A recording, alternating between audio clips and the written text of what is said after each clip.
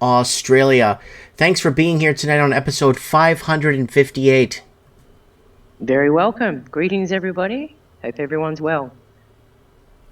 All right, you sent me a ton of links. Go ahead, break down what's going on down under that we should know.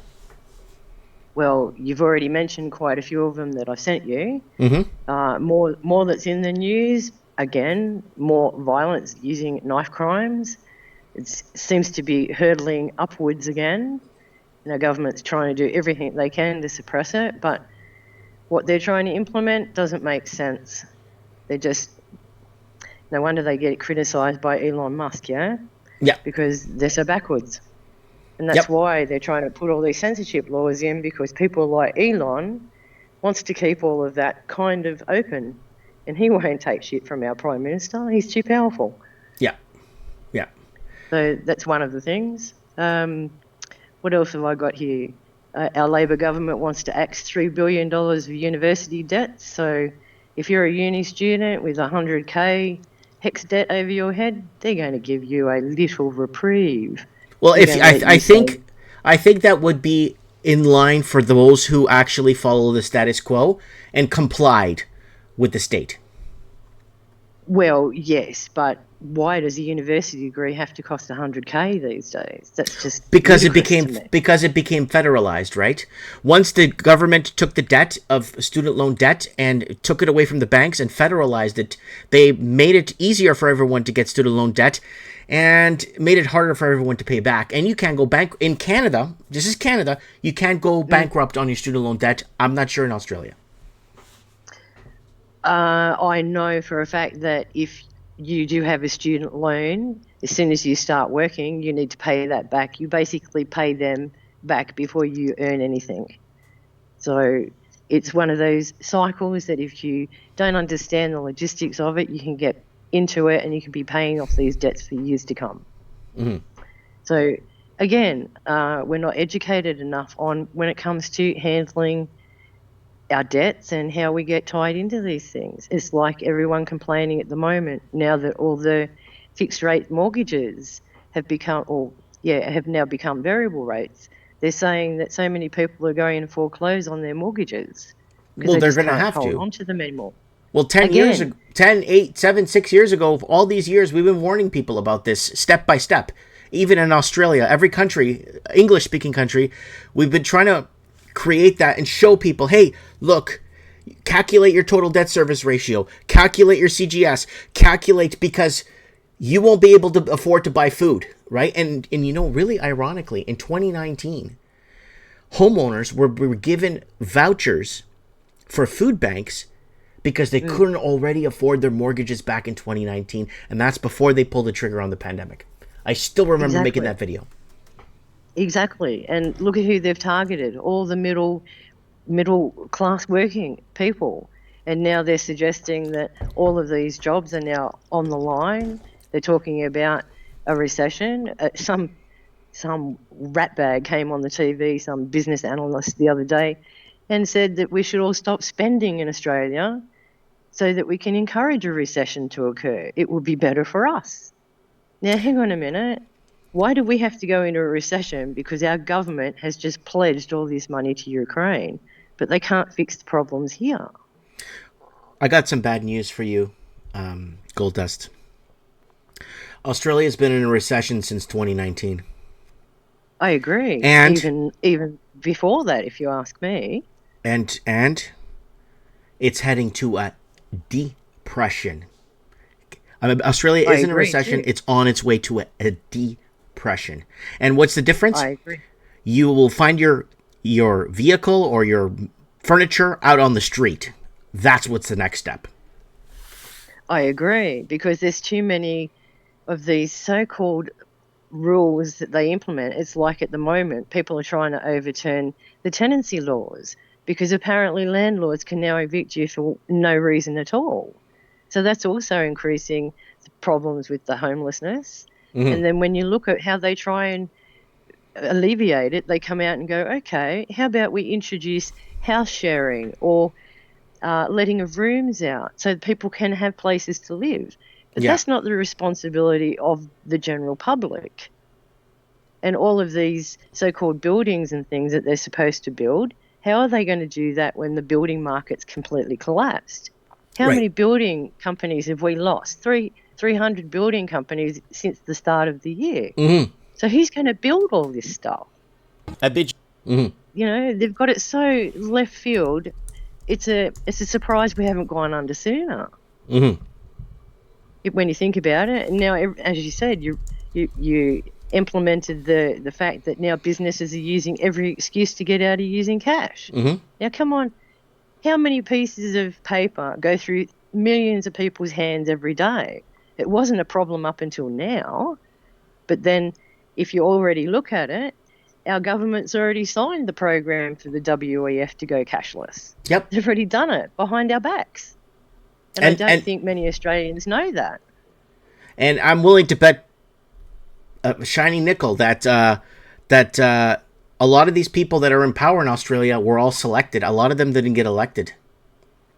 Well, I tell you, I didn't elect Albo. He's an idiot. Yeah. He is such a child. If he doesn't like something, he stamps his feet and has a big, a tantrum. Like at this women's thing they had only last week. It was to prevent violence against women. And he sat there and went, "Don't you know who I am? I am the Prime Minister." Who gives a rat's ass? It was a rally for women. He wasn't really intended to be there. And this is why Elon Musk jumped all over him, saying, if you're going to be a dickhead, you shouldn't be leading. Simple as that. Well, here's a little bit of down memory lane here on the channel. 5 years, 10 months ago, we were telling you, Australian housing, do not buy anything. They will raise rates and tax you to death. That was us 5 years, 9 months ago, actually. And so many, look, Australian housing market severely unaffordable, empty units creating artificial shortages 4 years ago. The great Australian housing disaster ahead. Australian middle class caught in the crossfire. Middle class under attack. Australia versus Canada. Massive housing disaster ahead. Too much debt. 6 years, 11 months ago. It's dirty money propping Australian housing market. Australia selling itself to the highest bidder. 7 years, 7 months ago. So for years, and this is the big one I did here, the great Australian housing deception. So there's so much that I've been trying to warn. Why was I making so many of these housing videos? Because it's the middle class that gets caught up in housing, wanting to live the American dream, wanting to own a home, and call them no place like home. It's part of our instinct, our build, our in our DNA that we want to own something and be part and raise our family in it. And that's how they got a lot of the middle class got caught in this trap. And I've been trying to warn people. And they kept saying that if you have real estate, you have security.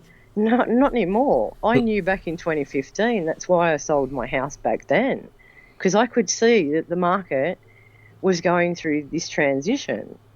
And I knew that it was going to blow out because I could tell just by my rising fees on all of my utilities. I knew back then, this is ridiculous. How am I going to be able to afford to pay this house for the next 15 years of my life as a person by myself? I just can't do it. It's ridiculous. So that's why I caved in 2015 and went, no, home ownership is just not for me. And again, if you do not fit the criterias, oh, sorry, you don't fit the criteria, you don't have this, you're a person on your own, you need 2 people to co-sign this. So it was just too much effort for me. But look at what you need now. A lot of people are getting their parents to finance their loans. So they're actually losing out because they have to surrender their superannuation funds, which then limits them from what they can claim on their pensions. So it's this vicious cycle that nobody's going to win. Nobody. And they keep saying, okay, we're going to put up the pensions to accommodate for the cost of living. But you tell me how far $20 a fortnight goes as a increase. Nowhere. Considering you go to the shop and buy a loaf of bread and a carton of milk, and there's $10, $15 gone, depending on what you buy. Right. So what they increase is not helping the general public. But they can still fly around in their jet-fueled guzzlers and their community paid vehicles for nothing, and yet they put all of this stuff on us, you know, and then on top of that, you know, they're trying to say that we have to reduce our spending. Well, people are spending now because they don't know where they're going, but they're not buying luxury goods. People are all in for going out and enjoying themselves again because they now have the freedom to move places. But they're all in fear because they don't know whether there's going to be another knife attack. Yep. Again, they had another one in Melbourne just the other day. 2 people, right? Yeah, in southeast Melbourne, another 2 people were hurt. Yep. And that was just yesterday. Yep. So this is going to get worse and worse and worse, you know. And if you look at the religious tone of it, it's starting to become very much a heated debate against our religions, Muslims against Christians.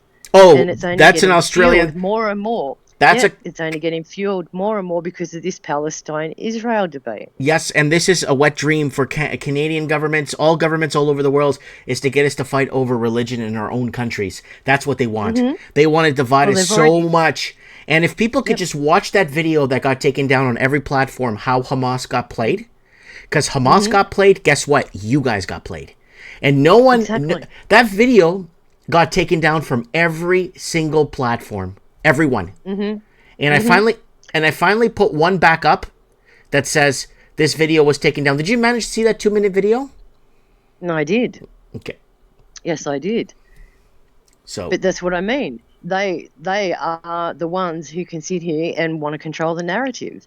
Anyone that has any information or any piece of truth, it's like, no, I don't believe that. It's just like when I mentioned the cannibalism in the feed. People are going, no, that's not real. As you said, it's been going on for decades. It has. And the gang members are only getting worse and worse. So, you know, you don't, again, this mainstream media controlling all the narrative is really suggesting to people not to be a critical thinker anymore.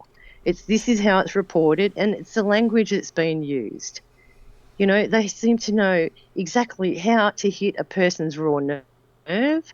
They also know how to suppress information that's vital for the public. This is why we need to be more open to what we see in the media and allow more freedom of speech, because at the moment we're all being taped. Our mouths are being taped, and it's not our faults. We need to get the messages out there so that we can help our fellow community, our fellow neighbour and our brothers and sisters, because the world is going to shit and there's nothing we can do about it. We all need to open our eyes to the reality that they are trying to do everything they can to screw us over. And it's up to us to put our foot down and say, no, this is unacceptable. But as one voice, we're nobody. This is why it's important for us to stick together. Our 100-plus man army is the only way that we can get the message out. The more people that understand what's going on, the better we have in our chances of defeating these idiots. Yeah. Well, we've tried our best on here. We've got a lot of callers that have called in the last 7-8 years. Even when we're doing trends. Yeah. And every one of our members, everything that you say is vitally important. It doesn't matter whether it's a fundamental belief or whether it's a piece of truth. Everyone here has something in their perception that is holding them to draw to your group. And that's important because the messages have to get out there. And so, again, your news is different to the Australian news versus the UK news versus everything worldwide. What are they not telling us? This is what we have to look at, not what they are telling us. It's like our government signing over pandemic stuff now. That's already in place. I guarantee as soon as the Olympics are finished around September, they'll call another pandemic. I can feel it. It's in the cards, and they can do anything they want. They have the power to suppress everybody now. This is what we have to fight against. We can't just lock ourselves away in fear. We've got to go out there. But you're not even allowed to protest anymore. Your voice is invalid. this is why you're so important to us, Mike, Mm-hmm. because at least we can all express what we are going through and what's important to us. Yeah, So, I wanted sorry, to. just rambling. No, I wanted to add something to that. I went somewhere to go conduct some business with my wife at a place. Mm-hmm. We were the only car in the parking lot. Mm-hmm. At the area where we could park is like in and out, so we just parked right there. We're the only car. Mm-hmm. And we were finished. I went to go check something out. We leave together. We're leaving. And there's one car parked beside me in this entire huge open area. There's no cars. There's nothing. It's just one car parked beside me. Mm-hmm. And then I'm getting into my car. The guy has his window down and looks over at me and says, "Hey, Mike, I just want to give you a heads up that you're being monitored very heavily. And I just want to give you a heads up. I don't want to say who it was. I don't want to say what agency they work for or whatever. But they basically told me as like a heads up, basically like just I'm your friend and I just want you to know what's going on or what we've been notified about, even though, you know, you're not doing anything. We just want you to know that." And then he drove away. But you sort of already had an inkling that that was happening. You knew that you were a target. You put that target on your back for us, Mike. Mm-hmm.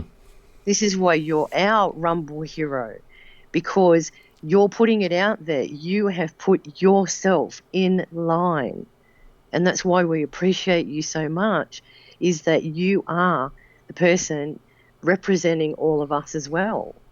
So, you know, we have to look after you too, because you are in the firing line and people don't like what you're promoting. Yeah, the So only thing I bugging would them. ask if something was to happen to me was to find a way to have continuity of the show, Mike and the Night, to keep going. And that's what I would like. And then another thing I would like is for everyone to share our content everywhere, right? I'm in trouble on a few platforms already. I'm getting removed from platforms, and we're running out of places because when you tell the truth, you're enemy number one. It doesn't matter. But Mike, all these people are saying that no. All these people, if they're getting paid for what they're doing, they're obviously controlled opposition. Period. Agreed. Period. And that's why you posted the other day that your mic on Insta's been gone. Or is it X? It's X. Your channel on X is removed. So, Yeah, so, and this is what I said to you, who's sitting behind those screens monitoring everything you do and everything you say? And you mentioned probably about 6 months ago that you were being targeted. And that's when I highlighted the fact that somebody was trying to mimic you on Facebook. So I don't know why people think that you are such a threat, Mike. But it's obvious that we're on to something. Mm-hmm. So we have to look after you too. This is why we're all here, to make sure that you're okay too. Mm-hmm. Yeah. Because, you know, all of us here are survivors. And that's why we're here, because we've got something to fight for. If we're not fighting for ourselves, we're fighting for our families and our children, because we can't keep letting this go on. And it's only our voices that are going to make a difference. We can put ourselves in the firing line. We can make ourselves, you know, active participants. And we have to keep coming back and coming back, no matter what they throw at us, Mike. Mm-hmm. Yeah, well, there's no way around this. This is why we respect you so much, Mike, because you're putting yourself on the line for us. And we really appreciate that. Mm-hmm. I appreciate the kind words, too. Thank you. Well, no, everyone here is family. I consider everyone here in this group, our 100-plus man army, we're all family. That's why we're here, Mike. Yeah, there's some people dating back, like Craig Cook is on here, Mr. Nobody 75. He's been Hey, Craig. He's been since 2014, since we launched our first live stream of trends in the housing market, where we were making videos, live streams and getting people to call in. And Craig was calling in from New Zealand, talking about the housing crisis there in 2014, and talking about the disappearing middle class and all this stuff. So there's some people that go back 10 years now. Like, we're in 2024. Yes. There's people that go back 10 years that have been. That's right. So. And that's right. And that's what we need. We need people to be collectively in this together. And that's what you do, Mike. You bring us all together. So thank you for that. Yeah, no worries. And keep going and keep going. Don't ever give up, because we all need you. You're the one who keeps your finger on the pulse. You're the one who's telling us what's happening in Canada. And as you said, whatever happens in Canada spreads across the Commonwealth. It might trickle through in different means and different times, but it's all going to affect us sooner or later. Right. Just like I can't wait to see when we're going to have to use QR codes to leave our suburbs, like one of the little places in Canada has just been imposed. It's only they're doing it. They want their 15-minute cities. It's not going to take long, but we have to stop it. And the only way we can stop it is to stand our ground. Right. So thank you, Mike, because, without you, we wouldn't have this opportunity. So don't let them get to you. No, they won't. No matter how many times they pull videos and everything, it means you're over the target. You're scaring them, Mike, because you're telling the truth. And they can't handle the truth, unfortunately. Let me correct that. I think I'm telling the truth. No, you are telling the truth, because you bring your receipts. You show us. I understand. I understand what you mean. But I don't want to. I could be wrong about things. Like, I've been wrong about quite a few predictions, and I was dead wrong with them. But that's predictions, right? That's just kind of formulating what's happening and how we see things going, how I see things that are going to unfold in the future, right? But I was dead right about the price of food. I was dead right about the price of food. I was dead right about the inflation. I was dead right about the real estate. I was dead right about quite a few things. The price of fuel wars, all kinds of stuff, and city added value tax. We were right about a lot of stuff on this program. A lot. And that's what I mean. You call them predictions, but I call it reality, because, you were able to forecast something that was in the wind that you knew was going down. And when it went down, we all sat back and went, okay, well, we've got to take notice now. And this is where we're at now. We're all collectively looking at the signs to figure out how to navigate this bullshit they're putting us through. And this is where it's very important for you to keep doing what you're doing, keeping everyone highlighted to the fact that there's people out there pulling the strings to try to do everything they can to fuck us over. And you know what? It's falling apart fast for a lot of these Rumble heroes, influencers, Twitter stars. It's falling apart fast. Because you know why? You know what's been giving them up the whole time? Is they took a side. Of course. Of course. When it comes to these kind of things, you're either paid or you're not. And it depends on who you're rubbing shoulders with. And you're not one of them, Mike. You've been true to yourself, and you've been true to all of us. And we really appreciate that, because it shows you're authentic. Not some person out there just to try and, gain views and likes because it suits their ego. You tell it how it is, Mike, and we really appreciate that. Okay. That's very nice. I'm getting emotional here tonight on Mike in the Night, and I appreciate that. You deserve it.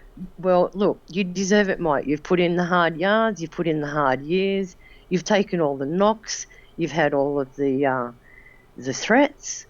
No. We're here to support you, and that's the whole purpose why we come to this channel, so that we can hear what's going on in the world and to make sure that you are still our leader and can still give us what we need in support and communication to our group. You're important to us, Mike. Thank you. You're very welcome. All right, Goldust. We'll leave it at that thought, and I appreciate you calling in with updates. We'll get you on in a couple of weeks to update us again, okay? Well, hopefully by then we won't have so much treacherous news to talk about, yeah? Yeah. Hopefully it's all positive stuff. Yes. God bless. All right. Well, you too. Take care. Goodbye, everyone. Hope everyone stays well and keep fighting.